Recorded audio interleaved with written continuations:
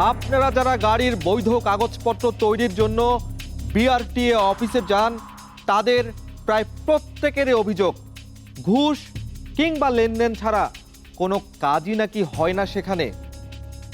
আপনাদের অভিযোগই আমাদের অনুসন্ধানের পথ দেখাতে সহায়তা করে।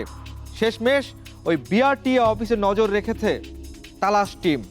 দেখা যাক আপনাদের অভিযোগের সাথে আমাদের অভিজ্ঞতা মিলে যায় কিনা। এবারের অনুসন্ধান বিআরটিএ অফিসের কারসাজি।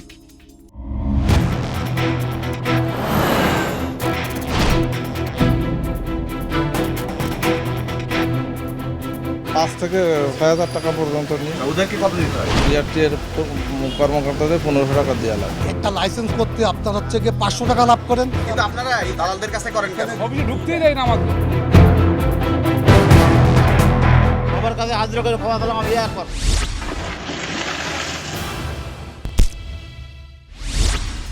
একটা বিষয় আগে ভাগে জানিয়ে রাখা ভালো, তালাশ টিম যখন বাংলাদেশ রোড ট্রান্সপোর্ট কর্তৃপক্ষ বা বিআরটিএ অফিসে প্রবেশ করে তখন একটা বিষয় দেখে আটকে ওঠার মতো অবস্থা হয়। কি ভাবছেন ঘুষ লেনদেনের বিষয়? না, তালাশ টিম ততক্ষণেও সে পর্যন্ত পৌঁছাতে পারেনি। অফিসে প্রবেশ করতেই লেখা ছিল প্রতারক এবং দালাল হতে সাবধান। আচ্ছা, যে অফিসে গ্রাহকদের অধিকার নিয়ে এত বেশি সচেতন সে অফিসে গ্রাহকরা আর্থিক প্রতারণার শিকার হন কিভাবে? চলুন ভেতরের হালচাল কি একটু দেখে আসি।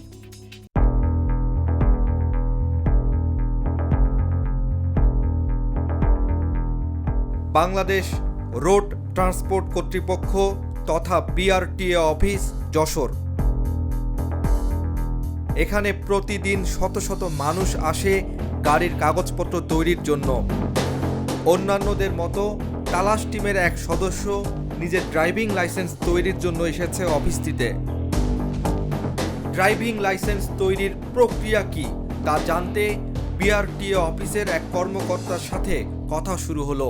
লার্নারটা কিভাবে করব? এদের নিচে দেখেন ফটোকপি দোকান আছে। তাহলে কোথায় যেতে হবে? এখানে কি একটু হেল্প পাওয়া যাবে কোথাও? না এদের নিচে মনে হয় আছে ফটোকপি দোকান। আচ্ছা, এরা মনে হয় পরে লার্নারের কোটের ভিতরে গেলে হবে। শুনলেন তো, তিনি একজন বিআরটিএ কর্মকর্তা। অফিসের দায়িত্ব পালনকালেই কি সুন্দর পরামর্শ দিলেন। অফিসে কাজ হবে না, অফিসের বাইরে গেলে নাকি কাজ হবে। এখন প্রশ্ন হলো দালাল আসলে কে? নাকি বিআরটিএ অফিসের বাইরে আরেকটি সাব অফিস খুলে বসেছেন তারা? চলুন ভদ্রলোক যেখানে যেতে বলেছেন সেখানে যাওয়া যাক। বিআরটিএর ওই কর্মকর্তার পরামর্শ মতো কোর্ট বিল্ডিংয়ে গেল তালাশ টিম। সেখানে ঢোকার আগে তালাশ টিমকে কাদের কাছে পাঠানো হচ্ছে তা জানতে ডিসি কোর্টের ভেতর থেকে কাজ শেষ করে বের হওয়া একজনের সাথে কথা হলো। বাইরে এক ধরনের পুলিশের হয়রানি, পুলিশের থেকে এবার বাঁচার জন্য যদি আমরা লাইসেন্স করতে আসি সেখানে আছে এক ধরনের দালাল, মানে দালাল থেকে পুলিশ, পুলিশের কাছ থেকে আসলে আবার দালাল। বিআরটিএতে যান নাই? বিআরটিতে তো সরাসরি যাওয়ার সুযোগ নাই, ওখানে তো দালাল ছাড়া তারা কাজ করে না। সরাসরি একজন মানুষ যে সরাসরি গিয়ে লাইসেন্স নিবে সেই সুযোগ তো আসলে নাই। মানে একজন সাধারণ মানুষ গ্রাম থেকে এসে কয়টা চক্করে যে পড়বে সেটার কোনো হদিস নাই। তার মানে তালাশ টিমের সদস্যকে দালালের কাছে পাঠানো হয়েছে।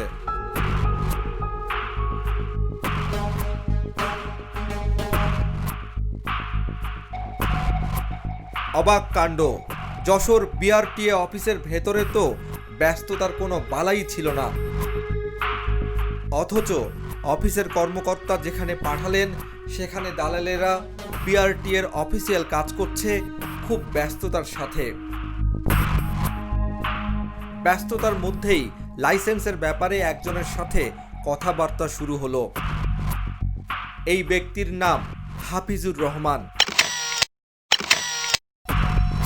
নামে স্ট্যাম্প ভেন্ডার, কিন্তু কি কাজ করেন তা তার কথাতেই জানা যাক। আমি তো গাড়ি টাড়ি চালাতে পারি না, তো কিভাবে এটা আমার একটা লাইসেন্স, মানে ড্রাইভিং লাইসেন্স পরীক্ষাটা কালকের একটা পরীক্ষার ডেট আছে, কালকে ডেটে ঢোকাবেন। কীরকম খরচ হতে পারে? 10-12 হাজার টাকা দেবেন। কথাবার্তা শেষে হাফিজুর রহমানের দাবি অনুযায়ী টাকাও পরিশোধ করা হলো।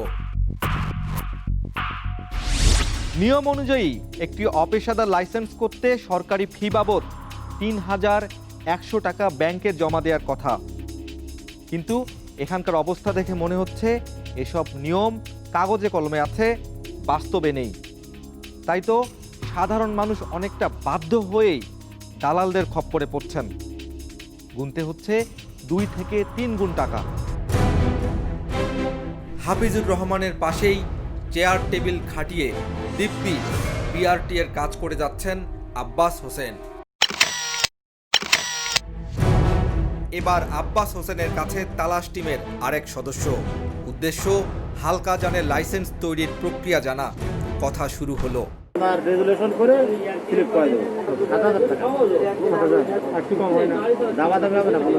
যেসব ড্রাইভিং লাইসেন্সের কাজ দেখেন, আগে ছিল 6,500, এখন সরকার 500 বাড়াইছে, বুঝছেন? এই জন্য আমরাও 500 বাড়াইছি। এতক্ষণ পর্যন্ত যা বোঝা গেল, বিআরটিএ কর্মকর্তারা ঘুষ নিতে চান না বলেই হয়তোবা গ্রাহকদেরকে দালালদের কাছে পাঠান।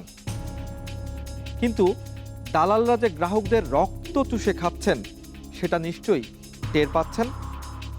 কিন্তু এখন কথা হলো, দালালরা যে নির্ধারিত ফির চেয়ে 2 থেকে 3 গুণ টাকা নেন, তার ভাগ কি শুধুই দালালদের পকেটে যায় নাকি অন্য কোথাও যায়? চলুন ভিন্ন একটা অভিজ্ঞতা নেওয়া যাক। মোটরসাইকেল বা বাইক বর্তমানে বেশ জনপ্রিয় বাহন নিঃসন্দেহে। এজন্য বিভিন্ন শোরুমে বাইকের বেচাকেনা দিন দিন বেড়েই চলেছে। নতুন বাইক বিক্রি মানেই নতুন কাগজপত্র তৈরির হিড়িক। কাগজপত্র তৈরি করতে যেতেই হবে বিআরটিএতে। আর বিআরটিএ মানে যে দালালদের দৌরাত্ম্য, তা অনেকের মস্তিষ্কে গেঁথে গেছে। তাই বেশিরভাগ মোটরযান ক্রেতা দালালদের হাত থেকে রেহাই পেতে শোরুমের মাধ্যমে সব কাজ সারতে চান। অর্থাৎ অনেক ক্রেতা যে শোরুম থেকে মোটরযান খরিদ করেন, সেই শোরুমের লোকজনের মাধ্যমেই গাড়ির কাগজপত্র করাতে আগ্রহী হন। আপনি আগে মোটরসাইকেল কথা বলেন, মোটরসাইকেল মোটরসাইকেলের দাম হচ্ছে 1,60,000 টাকা। আর রেজিস্ট্রেশন 2 বছরের জন্য 16,500, 10 বছরের জন্য 26,500, সেইটা আপনি করবেন। কিন্তু তাতেও কি বাড়তি টাকা দেয়া থেকে রেহাই পায় গ্রাহক? এই প্রশ্নের উত্তর খুঁজতে একটি মোটরসাইকেল শোরুমে তালাশ টিমের সদস্যরা। পার গাড়িতে 1,000 টাকা করে এডির ইন্সপেক্টর, 500 টাকা করে যারা পরিদর্শন করে তাদের।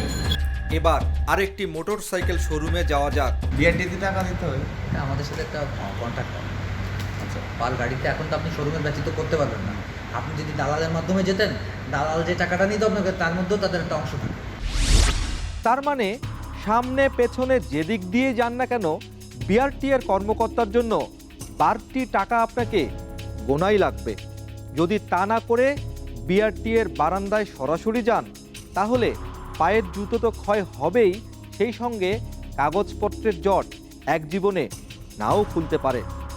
এগুলো কিন্তু আমাদের কথা নয়, গ্রাহকদের অভিজ্ঞতার কথা আপনাদের তুলে ধরছি।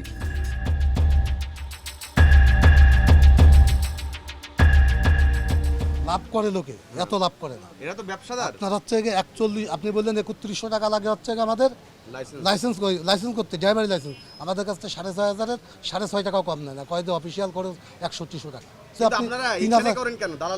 ওখানে গেলে ঘুরায়, ওখানে গেলে অফিসিয়াল সিস্টেম আছে, এদের সাথে সিস্টেম, আপনি যাবেন ঢুকতে পারবেন না।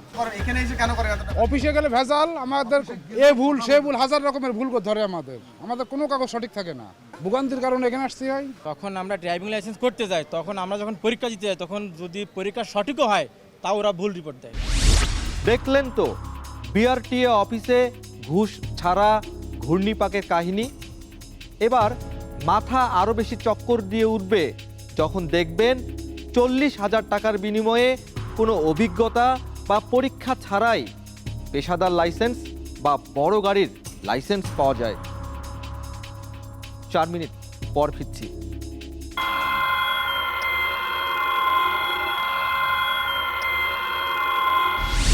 তালাশ টিম এবার এমন এক গাড়ির ফিটনেস সনদের জন্য যাবে যে গাড়ি দীর্ঘদিন অচল হয়ে পড়ে আছে। এবার দেখা যাক আনফিট গাড়ির সনদ কিভাবে ফিট বানানো যায়।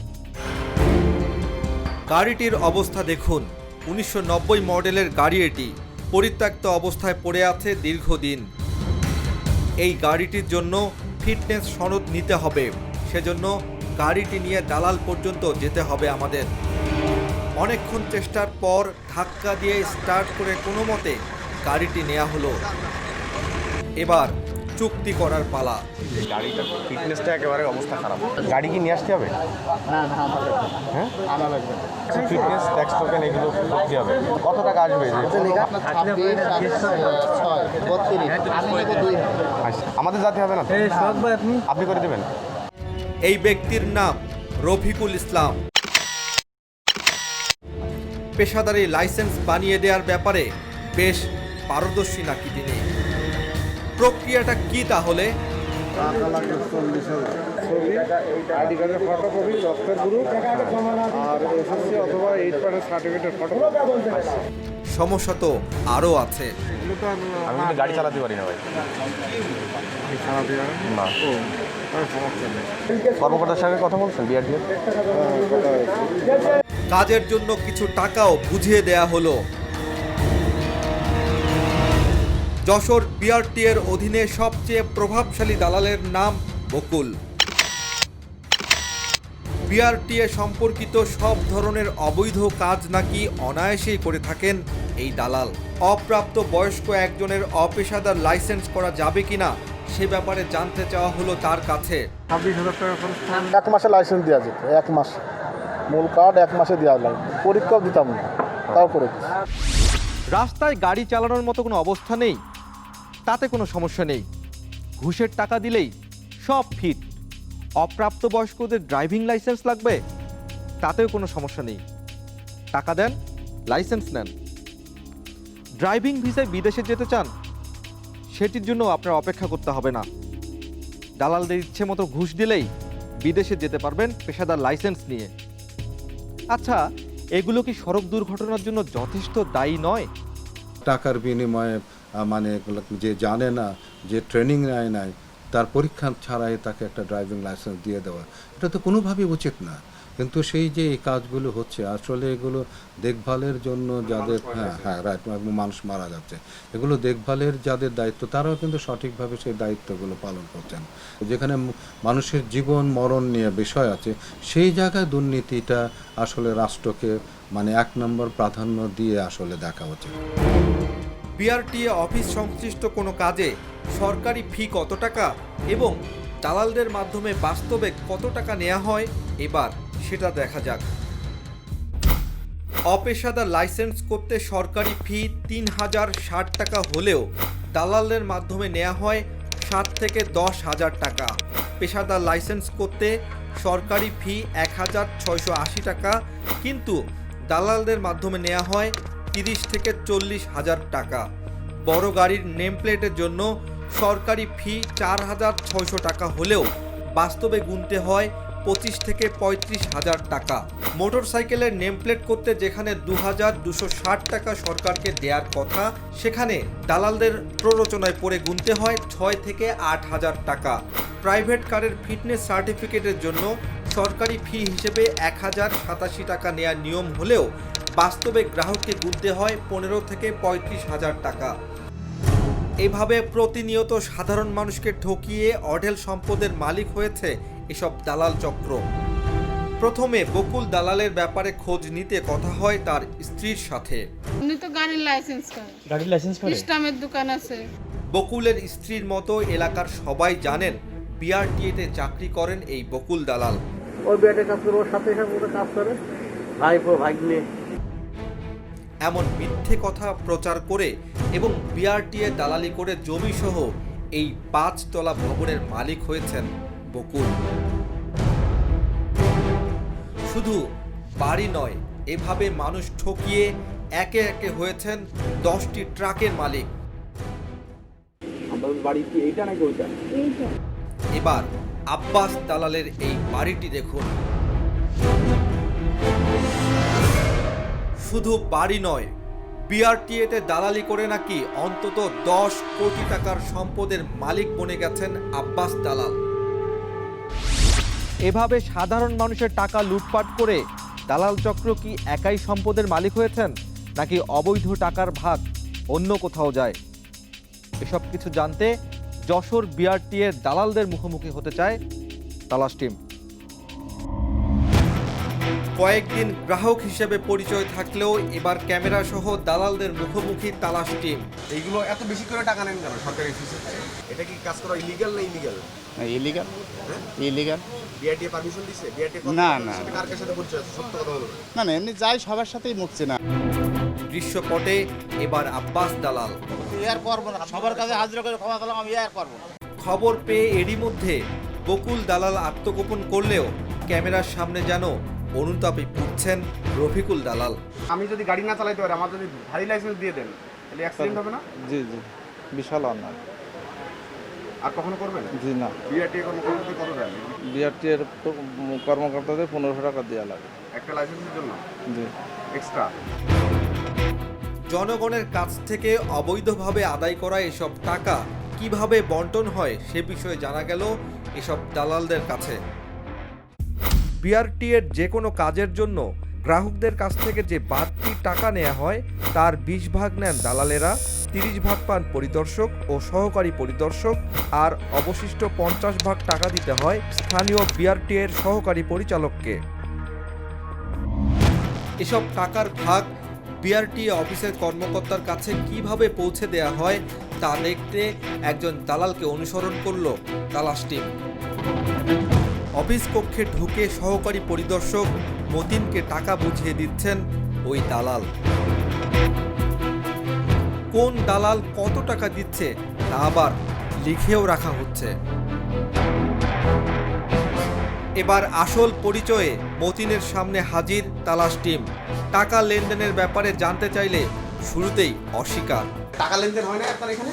না না, টাকা লেনদেন হয় না।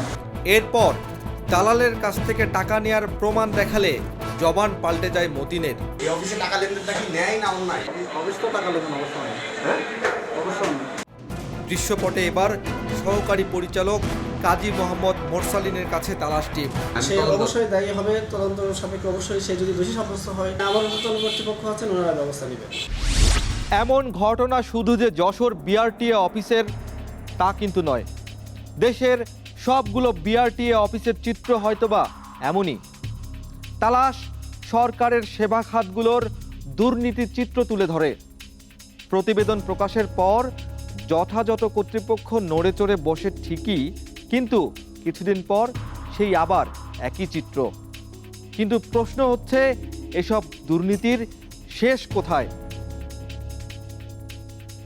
আজ বিদায় নিল, ফিরছি আগামী পর্বে নতুন কোনো তালাশ নিয়ে, সন্দেহ ভেদ করে সত্য নিয়ে আপনাদের কাছে। সে পর্যন্ত আপনিও জারি রাখুন অনুসন্ধান।